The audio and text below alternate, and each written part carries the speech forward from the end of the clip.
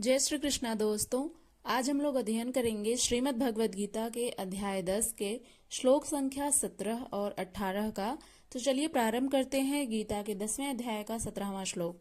कथम विद्यामहं योगिं त्वां सदा परिचिन्तयन् केषु केषु च भावेषु चिन्त्योऽसि भगवन्मया।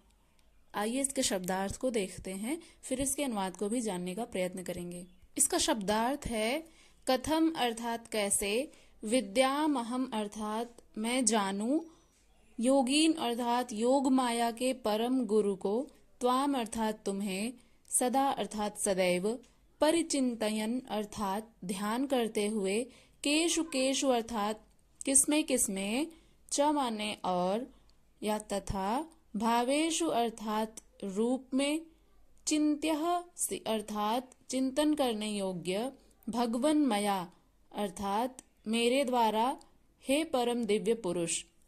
यह रहा शब्दार्थ। आइए अब इसके अनुवाद को भी जानने का प्रयत्न करते हैं। इसका अनुवाद है, अर्जुन भगवान श्री कृष्ण से कहते हैं, हे योगेश्वर, मैं आपको कैसे जान सकता हूँ और आपका ध्यान कैसे कर सकता हूँ। हे परम दिव्य पुरुषोत्तम, ध्यान करते समय मैं किस रूप में आपका ध्यान कर सकता हूँ। मित्रों, पिछले श्लोक में अर्जुन ने भगवान श्री कृष्ण से कहा था कि हे केशव, आप ही अपनी उन दिव्य विभूतियों को संपूर्ण रूप से लेश मात्र भी शेष न रख कर कहने में सक्षम हैं, जिन विभूतियों द्वारा आप इन सब लोकों को व्याप्त करके स्थित हैं। अर्थात हे भूतों को उत्पन्न करने वाले, हे भूतों के ईश्वर, आप जिसकी आत्मा में जागृत होकर के स्वयं को जना देते हैं, केवल वही पुरुष आपको जान पाने में समर्थ होता है। इसलिए हे प्रभु, हे योगेश्वर, कृपया मुझे यह बताइए कि मैं आपको कैसे भज सकता हूँ, मैं आपका भजन किस प्रकार से कर सकता हूँ। हे योगी, मैं किस प्रकार से आपका निरंतर चिंतन करता हुआ आपको जानूं, और हे भगवन, मैं किन किन भावों द्वारा आपका स्मरण करूं, कृपया मुझे बताइए। हे योगेश्वर, मैं किस प्रकार निरंतर चिंतन करता हुआ आपको जानूं और आप किन किन भावों में मेरे द्वारा चिंतन करने योग्य हैं। इस प्रकार का अर्जुन भगवान श्री कृष्ण से प्रश्न करते हैं और अगले श्लोक में भी वे प्रश्न ही करेंगे 18वें श्लोक में।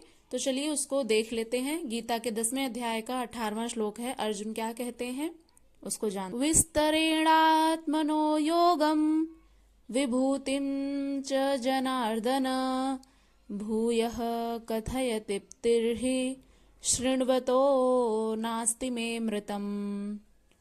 आइए अब इसके शब्दार्थ को देख। इसका शब्दार्थ है विस्तरेणात्मनो योगम। विस्तरेण अर्थात विस्तार पूर्वक, आत्मनः अर्थात आपके, योगम अर्थात दिव्य महिमाओं को, विभूतिम च और ऐश्वर्यों को, जनार्दन अर्थात जनता का पालन करने वाले श्री कृष्ण, भूयः अर्थात फिर से, कथय अर्थात वर्णन करो, तृप्ति अर्थात संतुष्टि, ही अर्थात क्योंकि, शृण्वतः न अस्ति सुनकर नहीं है, मैं अमृतम मेरा अमृत।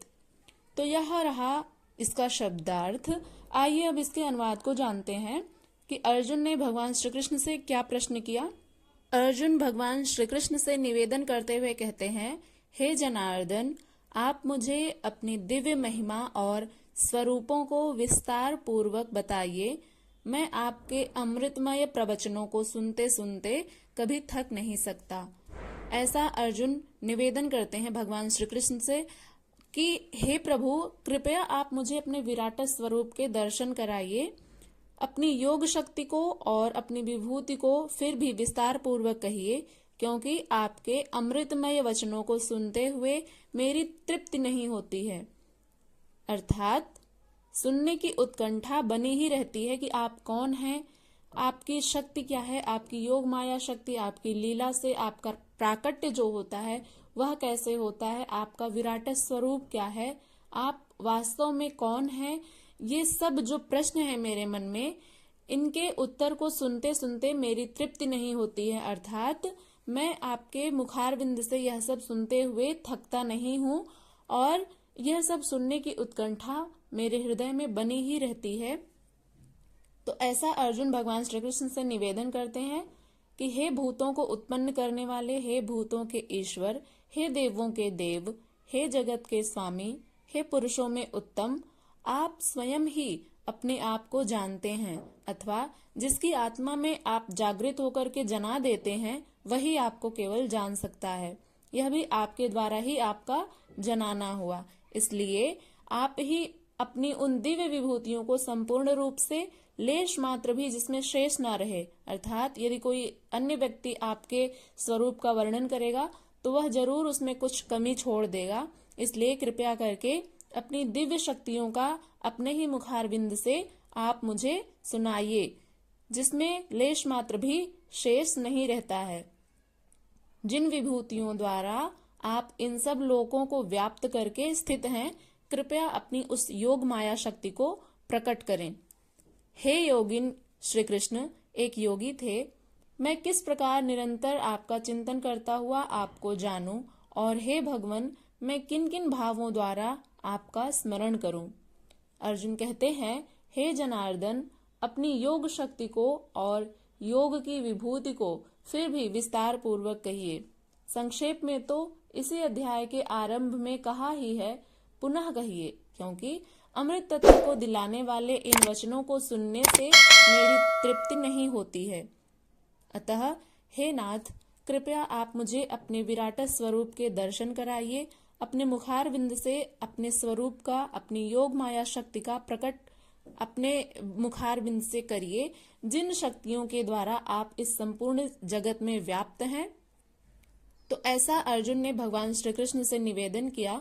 मित्रों, अब हम लोग कल जानेंगे श्री भगवान इसके उत्तर में क्या कहते हैं गीता के 10वें अध्याय के 19वें श्लोक में। यहाँ तक आप लोगों को कोई भी संशय हो, कुछ भी ना समझ में आया हो तो आप लोग निसंदेह पूछ सकते हैं।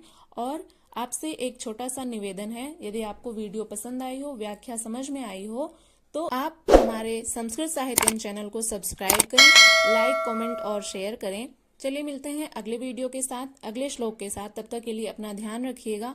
और यदि आप गीता से संबंधित किसी अन्य टॉपिक पर वीडियो चाहते हैं तो आप लोग जरूर कमेंट करिएगा, हम उस पर वीडियो बनाने का पूरा प्रयत्न करेंगे। जैसा कि आप लोगों ने गर्भ गीता के लिए कमेंट किया था, उस पर आपने बहुत सारा स्नेह भी दिया, हमने उस पर वीडियो बनाया, आपने उस पर पूरा सपोर्ट भी किया, तो आप लोगों का हृदय से धन्यवाद। आपको यदि किसी अन्य टॉपिक पर भी वीडियो चाहिए तो कृपया करके अवश्य ही बताइएगा। चलिए मिलते हैं अगली वीडियो के साथ, तब तक के लिए अपना खूब सारा ध्यान रखिएगा। नमः संस्कृताय। हरे कृष्णा।